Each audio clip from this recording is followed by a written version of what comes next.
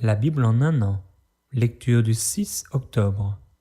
Colossiens, chapitre 2, versets 8 à 23. Prenez garde que personne ne fasse de vous sa proie par la philosophie et par une vaine tromperie, s'appuyant sur la tradition des hommes, sur les rudiments du monde et non sur Christ. Car en lui habite corporellement toute la plénitude de la divinité. Vous avez tout pleinement en lui, qui est le chef de toute domination et de toute autorité.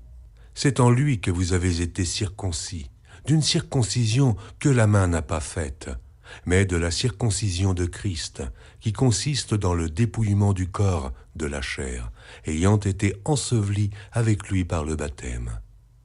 Vous êtes aussi ressuscités en lui et avec lui, par la foi en la puissance de Dieu qui l'a ressuscité des morts. Vous qui étiez morts par vos offenses et par l'incirconcision de votre chair, il vous a rendus à la vie avec lui, en nous faisant grâce pour toutes nos offenses. Il a effacé l'acte dont les ordonnances nous condamnaient et qui subsistait contre nous, et il l'a détruit en le clouant à la croix. Il a dépouillé les dominations et les autorités, et les a livrées publiquement en spectacle, en triomphant d'elles par la croix. Que personne donc ne vous juge au sujet du manger ou du boire, ou au sujet d'une fête, d'une nouvelle lune ou des shabbats. C'était l'ombre des choses à venir, mais le corps est en Christ. Qu'aucun homme sous une apparence d'humilité et par un culte des anges ne vous ravisse à son gré le prix de la course, tandis qu'il s'abandonne à ses visions et qu'il est enflé d'un vain orgueil par ses pensées charnelles, sans s'attacher au chef, dont tout le corps, assisté et solidement assemblé par des jointures et des liens, tire l'accroissement que Dieu donne. Si vous êtes morts avec Christ au rudiment du monde, pourquoi, comme si vous viviez dans le monde, vous impose-t-on ces préceptes ? Ne prends pas, ne goûte pas, ne touche pas, préceptes qui tous deviennent pernicieux par l'abus, et qui ne sont fondés que sur les ordonnances et les doctrines des hommes. Ils ont, à la vérité, une apparence de sagesse, en ce qu'ils indiquent un culte volontaire, de l'humilité et le mépris du corps. Mais ils sont sans aucun mérite et contribuent à la satisfaction de la chair. Jérémie, chapitre 6, versets 16 à 30. Ainsi parle l'Éternel, placez-vous sur les chemins, regardez, et demandez quels sont les anciens sentiers, quelle est la bonne voie. Marchez-y, et vous trouverez le repos de vos âmes. Mais ils répondent, nous n'y marcherons pas. J'ai mis près de vous des sentinelles. Soyez attentifs au son de la trompette. Mais ils répondent, nous n'y serons pas attentifs. C'est pourquoi écoutez, nations. Sachez ce qui leur arrivera, assemblée des peuples. Écoute, terre. Voici, je fais venir sur ce peuple le malheur, fruit de ses pensées, car ils n'ont point été attentifs à mes paroles. Ils ont méprisé ma loi. Qu'ai-je besoin de l'encens qui vient de Séba, du roseau aromatique d'un pays lointain ? Vos holocaustes ne me plaisent point, et vos sacrifices ne me sont point agréables. C'est pourquoi ainsi parle l'Éternel. Voici, je mettrai devant ce peuple des pierres d'achoppement, contre lesquelles se heurteront ensemble père et fils, voisins et amis, et ils périront. Ainsi parle l'Éternel. Voici, un peuple vient du pays du septentrion. Une grande nation se lève des extrémités de la terre. Ils portent l'arc et le javelot. Ils sont cruels, sans miséricorde. Leur voix mugit comme la mer. Ils sont montés sur des chevaux, prêts à combattre comme un seul homme, contre toi, fille de Sion. Au bruit de leur approche, nos mains s'affaiblissent. L'angoisse nous saisit, comme la douleur d'une femme qui accouche. Ne sortez pas dans les champs, n'allez pas sur les chemins, car là est le glaive de l'ennemi, et l'épouvante règne alentour. Fille de mon peuple, couvre-toi d'un sac et roule-toi dans la cendre. Prends le deuil comme pour un fils unique. Verse des larmes amères. Car le dévastateur vient sur nous à l'improviste. Je t'avais établi en observation parmi mon peuple, comme une forteresse, pour que tu connusses et sondasses leur voie. Ils sont tous des rebelles, des calomniateurs, de l'airain et du fer. Ils sont tous corrompus. Le soufflet est brûlant, le plomb est consumé par le feu. C'est en vain qu'on est pur, les scories ne se détachent pas. On les appelle de l'argent méprisable, car l'Éternel les a rejetés. Jérémie, chapitre 7. La parole qui fut adressée à Jérémie de la part de l'Éternel en ces mots. Place-toi à la porte de la maison de l'Éternel, et là publie cette parole, et dis, écoutez la parole de l'Éternel, vous tous, hommes de Juda, qui entrez par ces portes, pour vous prosterner devant l'Éternel. Ainsi parle l'Éternel des armées, le Dieu d'Israël. Réformez vos voies et vos œuvres, et je vous laisserai demeurer dans ce lieu.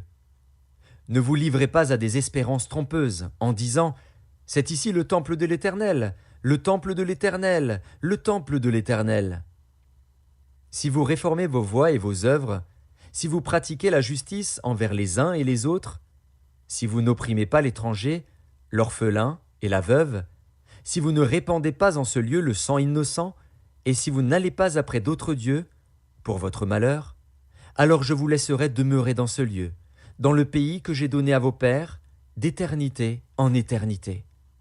Mais voici, vous vous livrez à des espérances trompeuses, qui ne servent à rien.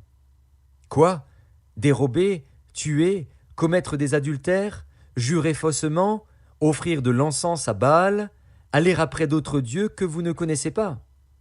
Puis vous venez vous présenter devant moi, dans cette maison sur laquelle mon nom est invoqué, et vous dites « Nous sommes délivrés !» Et c'est afin de commettre toutes ces abominations. Est-elle à vos yeux une caverne de voleurs, cette maison sur laquelle mon nom est invoqué? Je le vois moi-même, dit l'Éternel. Allez donc au lieu qui m'était consacré à Silo, où j'avais fait autrefois résider mon nom, et voyez comment je l'ai traité, à cause de la méchanceté de mon peuple d'Israël. Et maintenant, puisque vous avez commis toutes ces actions, dit l'Éternel, puisque je vous ai parlé dès le matin et que vous n'avez pas écouté, puisque je vous ai appelé et que vous n'avez pas répondu, je traiterai la maison sur laquelle mon nom est invoqué, sur laquelle vous faites reposer votre confiance, et le lieu que j'ai donné à vous et à vos pères, de la même manière que j'ai traité Silo. Et je vous rejetterai loin de ma face, comme j'ai rejeté tous vos frères, toute la postérité d'Éphraïm. Et toi, n'intercède pas en faveur de ce peuple, n'élève pour eux ni supplication ni prière, ne fais pas des instances auprès de moi, car je ne t'écouterai pas. Ne vois-tu pas ce qu'ils font dans les villes de Juda et dans les rues de Jérusalem? Les enfants ramassent du bois, les pères allument le feu, et les femmes pétrissent la pâte pour préparer des gâteaux à la reine du ciel et pour faire des libations à d'autres dieux, afin de m'irriter. Est-ce moi qu'ils irritent? Dit l'Éternel. N'est-ce pas eux-mêmes, à leur propre confusion? C'est pourquoi ainsi parle le Seigneur, l'Éternel. Voici, ma colère et ma fureur se répandent sur ce lieu, sur les hommes et sur les bêtes, sur les arbres des champs et sur les fruits de la terre. Elle brûlera, elle ne s'éteindra point.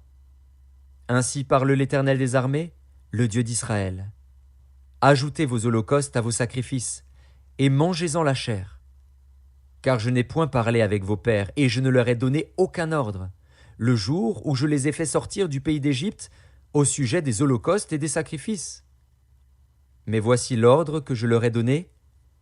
Écoutez ma voix, et je serai votre Dieu, et vous serez mon peuple.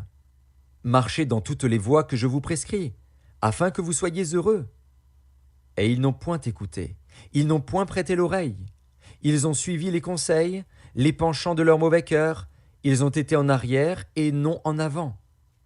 Depuis le jour où vos pères sont sortis du pays d'Égypte, jusqu'à ce jour, je vous ai envoyé tous mes serviteurs, les prophètes. Je les ai envoyés chaque jour dès le matin.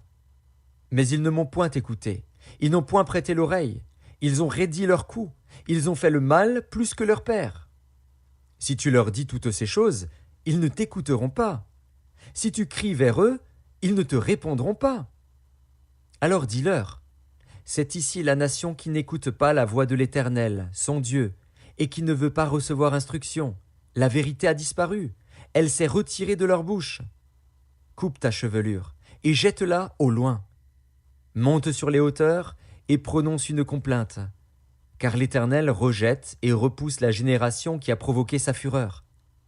Car les enfants de Juda ont fait ce qui est mal à mes yeux, dit l'Éternel. Ils ont placé leurs abominations dans la maison sur laquelle mon nom est invoqué, afin de la souiller. Ils ont bâti des hauts lieux à Tophet, dans la vallée de Ben-Hinnom, pour brûler au feu leurs fils et leurs filles, ce que je n'avais point ordonné, ce qui ne m'était point venu à la pensée. C'est pourquoi voici, les jours viennent, dit l'Éternel, où l'on ne dira plus Tophet et la vallée de Ben-Hinnom, mais où l'on dira la vallée du carnage, et l'on enterrera les morts à Tophet par défaut de place. Les cadavres de ce peuple seront la pâture des oiseaux du ciel et des bêtes de la terre, et il n'y aura personne pour les troubler. Je ferai cesser dans les villes de Juda et dans les rues de Jérusalem les cris de réjouissance et les cris d'allégresse, les chants du fiancé et les chants de la fiancée, car le pays sera un désert. Jérémie, chapitre 8, versets 1 à 7. En ce temps-là, dit l'Éternel, on tirera de leurs sépulcres les os des rois de Juda, les os de ses chefs, les os des sacrificateurs, les os des prophètes et les os des habitants de Jérusalem. On les étendra devant le soleil, devant la lune et devant toute l'armée des cieux qu'ils ont aimés, qu'ils ont servis, qu'ils ont suivis, qu'ils ont recherchés et devant lesquels ils se sont prosternés. On ne les recueillera point, on ne les enterrera point, et ils seront comme du fumier sur la terre. La mort sera préférable à la vie pour tous ceux qui resteront de cette race méchante dans tous les lieux où je les aurai chassés, dit l'Éternel des armées. Dis-leur, ainsi parle l'Éternel, est-ce que l'on tombe sans se relever? Ou se détourne-t-on sans revenir? Pourquoi donc ce peuple de Jérusalem s'abandonne-t-il à de perpétuels égarements? Il persiste dans la tromperie, il refuse de se convertir. Je suis attentif et j'écoute. Il ne parle pas comme il devrait. Aucun ne se repent de sa méchanceté et ne dit « Qu'ai-je fait ?» Tous reprennent leur course, comme un cheval qui s'élance au combat. Même la cigogne connaît dans les cieux sa saison. La tourterelle, l'hirondelle et la grue observent le temps de leur arrivée. Mais mon peuple ne connaît pas la loi de l'Éternel. Psaume, chapitre 78, versets 1 à 31. Cantique d'Asaph. Mon peuple, écoute mes instructions. Prêtez l'oreille aux paroles de ma bouche. J'ouvre la bouche par des sentences. Je publie la sagesse des temps anciens. Ce que nous avons entendu, ce que nous savons, ce que nos pères nous ont raconté, nous ne le cacherons point à leurs enfants. Nous dirons à la génération future les louanges de l'Éternel et sa puissance et les prodiges qu'il a opérés. Il a établi un témoignage en Jacob.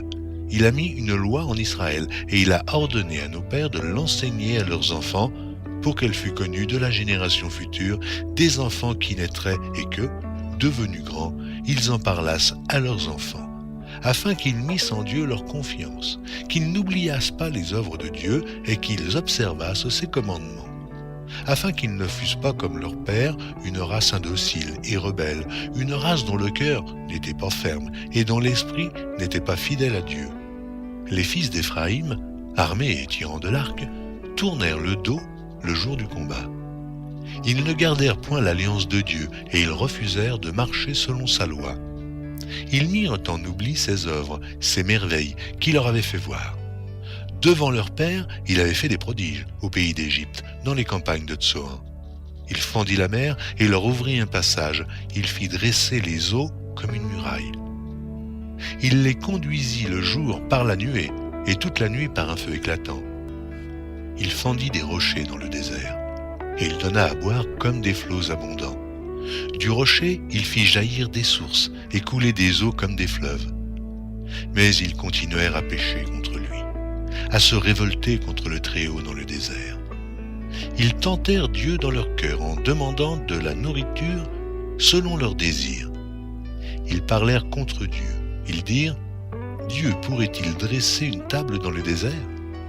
Voici, il a frappé le rocher, et des eaux ont coulé, et des torrents se sont répandus. Pourra-t-il aussi donner du pain ou fournir de la viande à son peuple? L'Éternel entendit, et il fut irrité.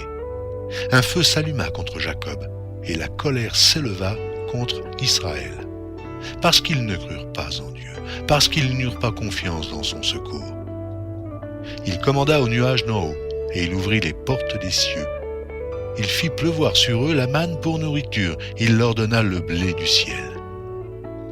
Ils mangèrent tous le pain des grands, il leur envoya de la nourriture à satiété. Il fit souffler dans les cieux le vent d'Orient, et il amena par sa puissance le vent du Midi. Il fit pleuvoir sur eux la viande comme de la poussière, et comme le sable des mers les oiseaux ailés. Il les fit tomber au milieu de leur camp, tout autour de leur demeure. Ils mangèrent et se rassasièrent abondamment. Dieu leur donna ce qu'ils avaient désiré. Ils n'avaient pas satisfait leur désir, ils avaient encore leur nourriture dans la bouche lorsque la colère de Dieu s'éleva contre eux. Il frappa de mort les plus vigoureux, il abattit les jeunes hommes d'Israël. Proverbes, chapitre 24, verset 26. Il baise les lèvres celui qui répond des paroles justes.